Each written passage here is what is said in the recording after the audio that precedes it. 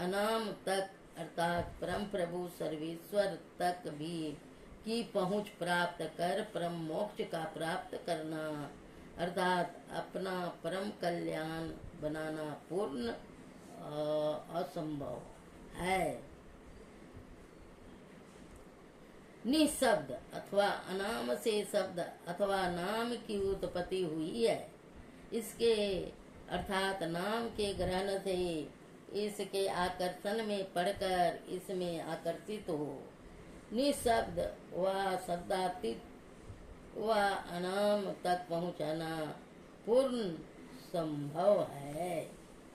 श्री सतगुरु महाराज की जय।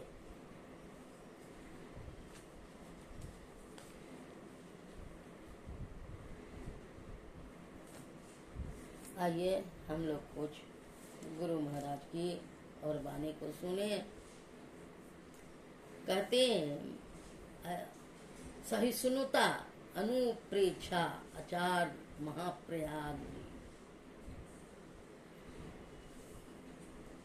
मनोबल की शिक्षा सहिष्णुता एक बहुत बड़ी शक्ति है। सहिष्णुता का विकास तब होता है जब सहारे की बात नहीं सोची जाती। जो कष्ट सहते हैं, कठिनाइयाँ झेलते हैं, वे सहिष्णुता का विकास कर लेती है। यह सब जीवन विज्ञान की शिक्षा के द्वारा संपन्न हो सकता है। यह विद्या शास्त्रीय शिक्षा के द्वारा कभी नहीं हो सकता। विद्या की जितनी शाखाएं हैं उन सब को पढ़ लो, किंतु सहिष्णुता की शक्ति नहीं जाग पाएगी। समता का विकास नहीं हो पाएगा। विद्या की एक शाखा जीवन विज्ञान ही ऐसा माध्यम बन सकती है जो आदमी की आंतरिक शक्तियों को जगाकर उसके व्यक्तित्व को सर्वांग सुंदर बना सकती है। हम जिस दुनिया में जी रहे हैं वह संयोग वियोग की दुनिया है। न जाने प्रतिदिन कितनी करुण कठिनाइयां घटित होती है, दुर्घटनाएं होती है, अनेक व्यक्ति मर जाते हैं, धन चला जाता है, अनेक विकट परिस्थितियां पैदा होती है। आदमी में उन्हें झेलने की शक्ति नहीं रहती। इस स्थिति में क्या संभव है कि हमारी शिक्षा हमें कोई सहारा दे? आज की शिक्षा के साथ यह शिक्षा अवश्य ही जोड़नी चाहिए, और वह शिक्षा है अपने आप को देखने की शिक्षा, मनोबल को विकसित करने की शिक्षा, सहिष्णुता को बढ़ाने की शिक्षा। सहिष्णुता का अभाव, आज का मनुष्य इतना असहिष्णु है कि वह कुछ भी सहन नहीं कर सकता। आज के युग की यह भयंकर बीमारी है। वह किसी भी घटना को सहन नहीं कर सकता। हीटर और कूलर क्यों चली? जब मनुष्य ऋतु के प्रभाव को सहन करने में असमर्थ हो गया तब इनका आविष्कार हुआ। ऋतु के प्रभाव को सहने की क्षमता आदमी में कम हो गई है। आज जब कुछ समय के लिए बिजली चली जाती है तब आदमी परेशान हो जाता है। गर्मी है, पंखा चलाइए, पंखा चाहिए, सर्दी है, हीटर चाहिए। पुराने जमाने के मकान देखें, उनके दरवाजे भी छोटे होते और खिड़कियां विशेष होती ही नहीं, और यदि कोई होती तो वे भी छोटी ही होती। आज तो शायद पशु भी उन स्थानों में नहीं रखे जा सकते। कुछ असर पशुओं में भी आया है।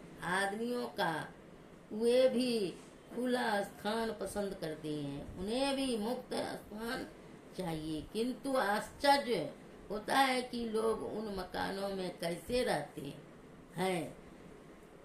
श्री सतगुरु महाराज की जय। श्री सतगुरु महाराज की जय। अब आपको एक गुरु महाराज की वाणी, जैसे गुरु महाराज कहीं सत्संग कर रहे थे तो सत्संग समाप्त होने के बाद में जयकार लगाए, कहते हैं श्री सतगुरु महाराज की जय, श्री सतगुरु महाराज की जय, श्री सतगुरु महाराज की जय। अंत में कहते हैं सर्वे भवन्तु सुखिनः, सर्वे सन्तु निरामया, सर्वे भद्राणि पश्यन्तु माँ कश्चित् दुर्भाग भवेत्।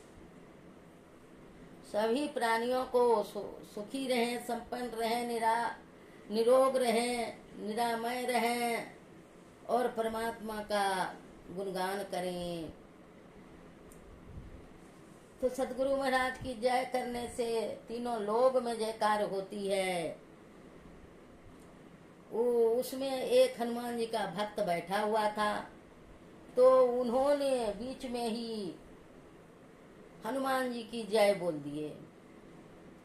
गुरु महाराज की कानों में वह पानी चली गई, लाखों के बीच में से।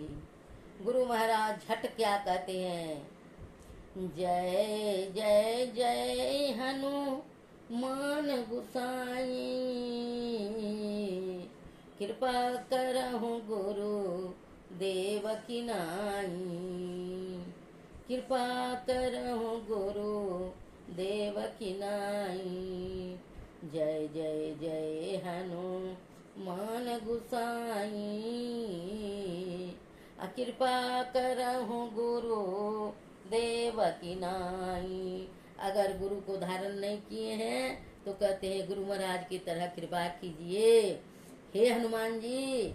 हनुमान जी कहते हैं जो गुरु की कृपा के बिना दुनिया अंधकार है, और वह जीवन में आया खाली हाथ, खाली हाथ चला गया।